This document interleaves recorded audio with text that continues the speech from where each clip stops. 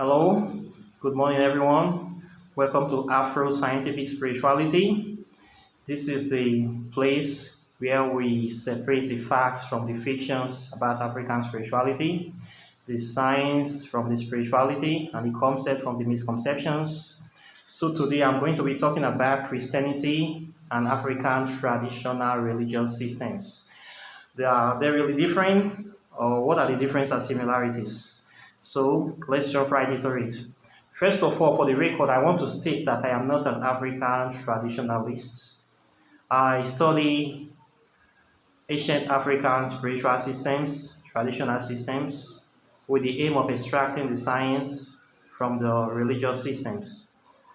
And I am not an African traditional practitioner, but I don't disrespect the practice. So, with that being said, let's jump right into it. So, I did a research on a simple comparison between African traditional systems and Christianity, and I was able to bring out some major similarities. I was shocked to discover that both of them are almost the same in every respect, except for just one or two features. Both of them can be said to be exactly the same. And this is what I came to discover. I discovered that both religions believe in a supreme being. They believe in a supreme being that is up in the sky. Both of them believe in blood sacrifices. African traditional system believe in blood sacrifices for their atonement and supplications, giving gifts and petitions to their ancestral deities. Christians believe in a blood sacrifice in the sense that Jesus Christ came to die for them 2,000 years ago. He came to sacrifice his life. And they have continued to perpetrate this practice in a very powerful symbolic ritual yearly called the Eucharist.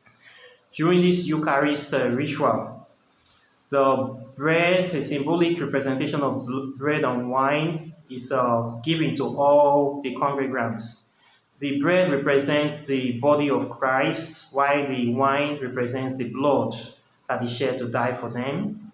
So this is a blood sacrifice, remembrance, in a way, just plain and simple.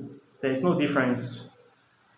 Why the African traditionalists believe in offering a goat or a cow or a chicken, ram, sometimes even human beings, when they require something from their gods, they have to share blood, believing that they have to change one life for another life in order to get what they want or something like that. So this concept is present in both of these religious systems. Then in the area of purification, the Christians mainly use salt water to purify themselves in their religious practices. They call it holy water after you have been blessed by pastor or priests. I found out that African traditionalists also use the same salt and water to purify themselves before they go into their shrine, before they do their religious or spiritual activities as well. So they also light incense in the church to purify the atmosphere. They also light incense in the shrine to also purify their own atmosphere as well. Then the African traditionalists believe that the place of the bread and water, they use kola nuts and whiskey to represent their own Eucharist. The kola nut represents life for them, hence the saying that he who brings kola brings life. And the whiskey, which is usually a very strong whiskey high in alcoholic content. Most times they make use of ogogoro, schnapp, aromatic schnapp, Lord's gin. These are alcohols that are more than 45 to 50% in alcoholic contents. They use this for their veneration. They don't use soft drinks.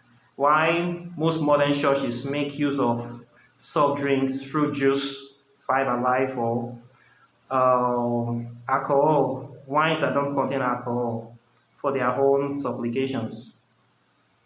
Then, in the beliefs of ancestors, the African traditionalists believe that the ancestors are always there with them and they call on the ancestors in everything they do. While the Christians believe in saints, these are saints that are supposed to be pure angels that came from heaven to be walking with God, to be helping them. They always call on these angels, they never call on their ancestors. That is a major difference. Then, in the area of life, belief after death, the Christians believe that after they die, they will go to heaven, while the African traditionalists believe in reincarnation, that they are going to come back to live another life in this planet. Then in the area of marriage, both of them at first started with polygamy. There are a lot of polygamous marriage in the Old Testament in the Bible. Then the traditionalists believed in polygamy or monogamy as well. It is a choice for them. But Christians of modern day now believe that it has to be a polygamous relationship, one man, one wife. That is what they take it to be now. Then in the area of superstition, both of them have so much superstitious beliefs in their practices. Christians believe that there's a man called Satan that their God has been fighting since the beginning of time. He has not been able to capture or detain this man and is going to capture this entity at the final battle.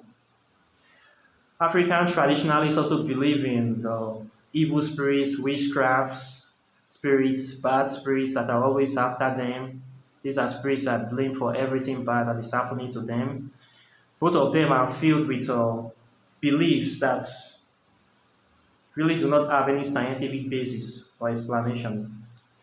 So, what I have been able to gather about these two religious systems is that apart from the belief in reincarnation by the African practitioners and the belief of going to heaven by the Christians, both of them are practically the same.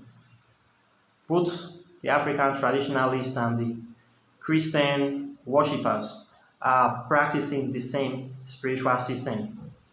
The main belief is that one thinks that they are going to go to heaven and spend eternity in paradise, while the others believe that they are going to reincarnate back to a better life in this planet. So, why are both of these people quarreling among themselves all the time? The Christians always happen to look down on the traditionalists. They look at them as very conservative people, very backward people, very primitive people. While the traditionalists look upon the Christians as very arrogant people and people that are out of touch with reality. So this is the major differences and similarities I have been able to identify among these two practitioners. So I hope that you enjoy the topic of today. It brings a lot to mind. But I noticed that Christians, now they are into monogamy. But in the early Bible, polygamy was very, very rampant in Christianity. And also too, polygamy was rampant in African traditional system as well. But now they are switching, modern African traditionalists are switching to polygamy. So I would like to know what is the cause of this trend. Is it because maybe taking of children are becoming more expensive? As we can see that children are now becoming much of a liability than assets. So people are just trying to reduce the amount of children they have, or are they really doing this based on a higher sense of morality? We don't know about that. So we'll leave that discussion for another day. So I hope that you enjoyed today's video. And I would like you to share this video and subscribe to this channel. I also want to talk about the book that I have written on African spirituality and quantum physics. Please try to click down on this video to download the first chapter of the book for those that would like to know about the interrelationship between science and spirituality. Then if you are also very interested in studying or discussing about African spirituality and science, quantum physics, you can also click on the link below to join the Metaphysical Study Group. If you would like to check out the latest designs on spiritual fashion, alternate fashion designs, you can also click on any of the link below to see if you can get any of those items as well. So I hope that you have a wonderful day, and I hope to see you all in the next video. Take care. Bye.